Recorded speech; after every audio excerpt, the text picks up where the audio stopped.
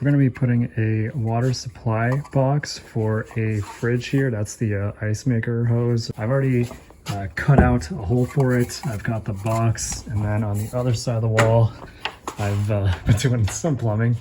But basically, that's going to be my cold water supply line. My plan here is to basically try to avoid doing as much drywall work as possible. So I have cut out a hole already from this side right next to a stud, so that on the other side I can screw through these holes into these studs, because that'll be what makes this strong. And then I've also cut another stud to go on the other side of my box like that. And then I have a plate that's going to go on top like this, just to give this guy strength that way.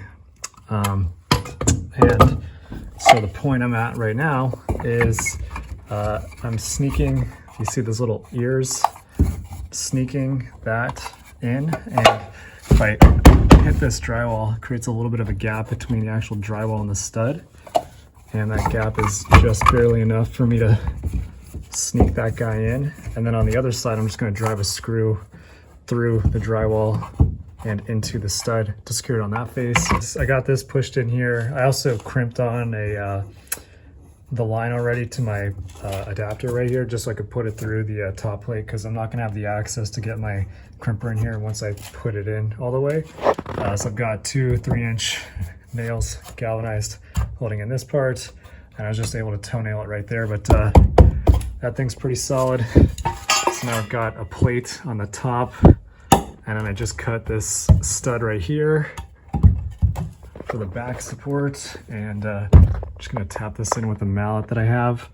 And then I'm gonna link up this supply line with this line. Here's the final product. Got a clamp securing this just so it doesn't pop out when I'm putting the drywall back on.